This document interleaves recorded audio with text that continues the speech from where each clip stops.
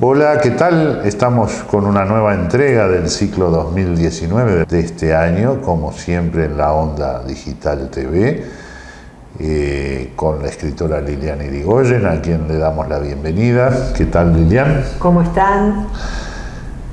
Estamos transmitiendo desde la Fundación María Chacos, que nos recibe con el auspicio de Mare Limitada, distribuidora para Uruguay y Paraguay de la División Sistemas Médicos de General Electric, Corporación Navíos y distribuidora de libros Guzzi, a quienes agradecemos por su auspicio. Adivina, adivinador es el título de hoy. Y siguiendo con los animales mitológicos, ese bestiario mitológico, eso es a quien hizo la famosa pregunta, ¿no? La adivinanza, más bien. La esfinge. La esfinge. Efectivamente, vamos a hablar de la esfinge de la mitología griega, porque uno cuando piensa en esfinge no es lo primero que piensa en la mitología griega, ¿no? No. Y tenemos la esfinge en Egipto, la famosa esfinge de Giza. Y uno no tiene más remedio que pensar en esa esfinge que todavía tiene, en la actualidad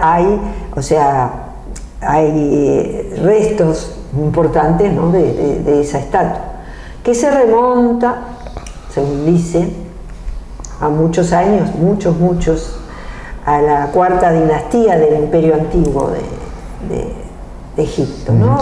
Hay quienes dicen 500 años. Sí, y quienes dicen que la palabra esfinge puede provenir de estrangular, de la esfinge egipcia, ¿no? Pero bueno, eso es una cosa que ver los orígenes y la etimología de las palabras, sí, cuando tienen tanto tiempo. Ahora, no hay duda que la esfinge era un ser maligno, ¿no? No, como habíamos hablado en otros programas de la quimera o del cancerbero, con 3 cabezas, la quimera, 3 monstruos juntos. En este caso también hay Hay 3. ¿no? Hay 3 partes. Hay 3 partes en ese monstruo que sí tenía algo de mujer. Como que la maldad anida en la mujer siempre, ¿no? Un poco, ¿no? Sí. No todos, ¿no? Tenemos monstruos, Tifón, sí. Un monstruo hombre que también tenía muchas cosas. No solo era un hombre, sino muchos componentes.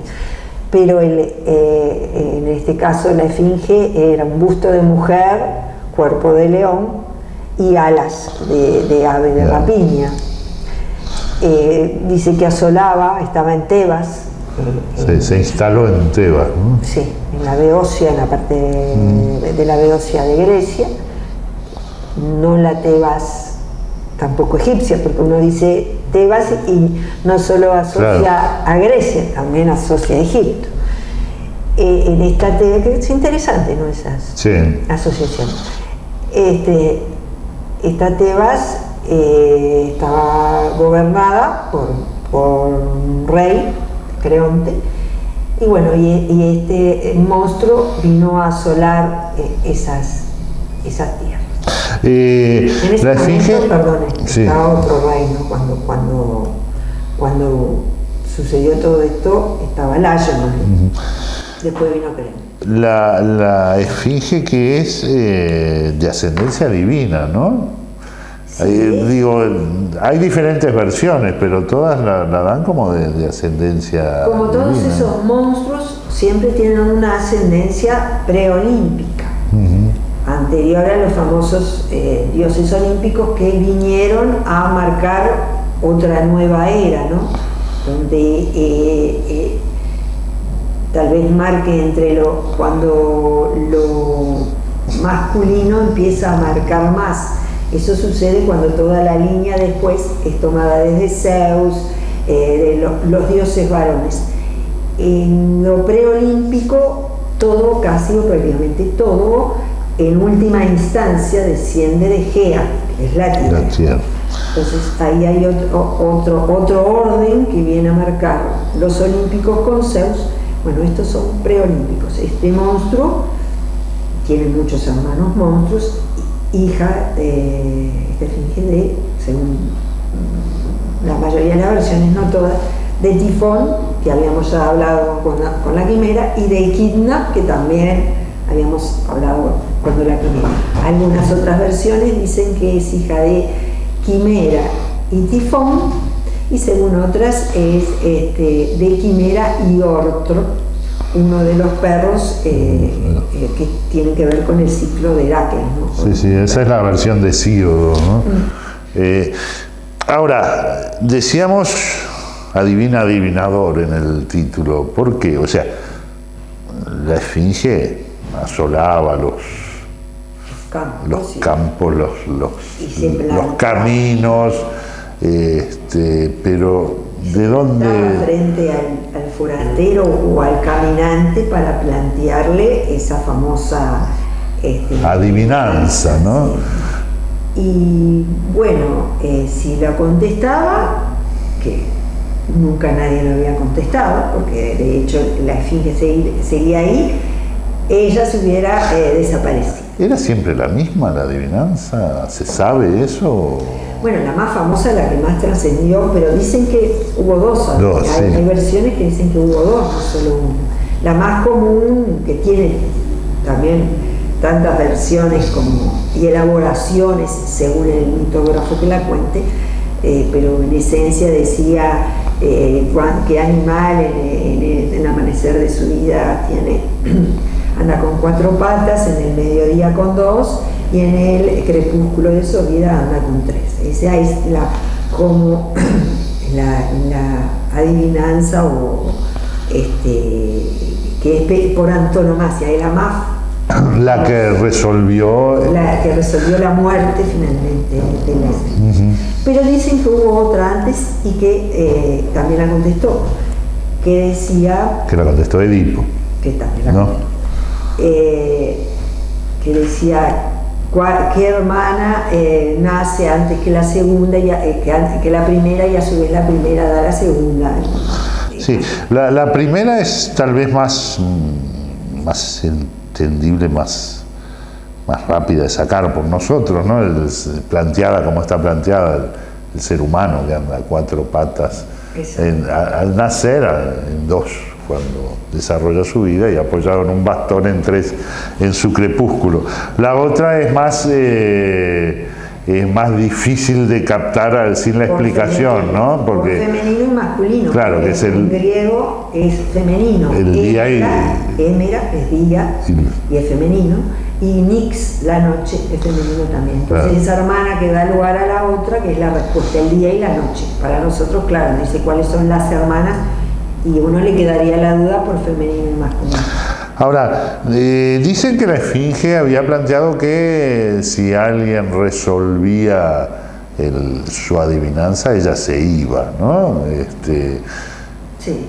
¿Es creíble que un ser de esas características hiciera un fair play, digamos, de ese tipo? Algunos dicen que sí, que se iba, y otros dicen que directamente se arrojó a un precipicio, claro, de la Acrópolis de Tebas, o no sé, de varios lados hay versiones, debido a que, bueno, al ser vencida se murió ella misma. Algunos dicen que la mató el propio Edipo. Ese animal fue vencido. Según algunas versiones, muchas dicen que ese animal estaba ahí, y evidentemente debía estar por un castigo que se le estaba dando hacia Tebas o hacia la no resolución de algún miasma que estaba en esa ciudad, y que a la larga después se continuó, ¿no? Porque ese miasma, según algunas versiones, venía de esa impureza, digamos, venía en algunas versiones del asesinato de un dragón, el que daría después el nacimiento de los espartoi, los hombres sembrados, quiere decir, que daría lugar al nacimiento de la ciudad de Tebas. Entonces dicen que ese monstruo fue llevado por Ares, según algunas versiones. Según otras fue Hera, cuando no, la diosa vengativa, que llevó ese animal en castigo a que nadie, no habían castigado a Layo cuando secuestró un joven, Crisipo, claro, enamorado de ese hombre, el rey Layo, enamorado de Crisipo, otro joven, se lo raptó y bueno, el joven se suicidó. Eso era una impureza en la ciudad y dicen que trajo a ese animal en castigo a que la ciudad no había dado un castigo al hombre que había hecho eso. Ahora, ¿cuánto de pasiones absolutamente terrenales, ¿no?, que viven no solo los mortales, sino los dioses en la mitología? Pasiones en el amor, en el odio, en la venganza, ¿no? Es impresionante cómo arma todo el relato, ¿no? Y además en la venganza los dioses eran terribles, porque la venganza la cumplían, tarde o temprano la iban a cumplir y no había como salvarse de esa venganza. Pero lo interesante es cómo los hombres, sabiendo que esos dioses eran así, tan vengativos, tan terribles, tan implacables, seguían actuando como quisieran o como sus propias pasiones, más fuertes aún que los castigos de los dioses, serían los dictámenes de sus propias pasiones. Sí, ahora también viste que siempre hay ayuda de algún dios, ¿no? Como que hay tal vez como una representación de la vida, ¿no? ¿Con Edipo? Sí, no solo con Edipo, con todos los mitos, ¿no? Sí, particularmente me parece a mí que Edipo por algo fue tomado por los trágicos, porque en sí como mito, sí, claro, bueno, Edipo mató a la Esfinge y ahí, o sea, el mito es muy puntual, capaz que toda la historia del mito, de la fundación de Tebas, Cadmo y Armonía, todo eso tiene mucha cosa. Labda, Copenteo, las vacantes, por ahí se introdujo Dionisio, ¿no? Bueno, pero es mucho más complejo. Pero Edipo en sí, Edipo y la Esfinge es muy puntual. Sin embargo, los grandes trágicos, inclusive Freud, que no era un trágico, pero lo tomó uno, lo han tomado como ejemplo en lo humano, ejemplo en el sentido de cómo uno no puede ser feliz y pensar que toca el cielo con las manos en todo, que burla el destino, como pensó Edipo que había burlado, y sin embargo el destino, esto también es un pensamiento filosófico bastante complejo, tarde o temprano te alcanza y nunca vas a ser feliz a saber que fuiste feliz hasta el momento que te mueras y digas, bueno, muero, pero sé que fui feliz. En el caso de Edipo, que se creía feliz, que el pueblo lo adoraba porque había vencido el Esfinge, y bueno, cuando va y descubre que se había casado con la madre y matado al padre, y se ciega y después tiene una cantidad de derroteros en Atenas, hay varias versiones. Pero quiero decir, es interesante como Edipo particularmente es tomado como un símbolo, como un resumen de lo que sería la vida humana, ¿no? La vida de un hombre o de una mujer también. Capaz que todo esto nos lleva a nuestro programa anterior y a andar siempre atrás de una quimera, ¿no? Sí, bien. Pobre. Estamos sí entonces llegando al final de una nueva entrega donde hemos continuado con nuestro bestiario mitológico, hablando de los seres fabulosos en la mitología griega, y vamos a seguir en las próximas entregas. Sí, hay mucho. Hay mucha tela para cortar. Liliana Irigoyen, muchas gracias por tu presencia. Nos vemos en la que viene entonces. Y, como siempre, muchas gracias a la Fundación María Chacos por albergarnos, gracias a nuestros auspiciantes, Mare Limitada, Corporación Navíos y distribuidora de libros UCI. Hasta la próxima. Hasta la próxima.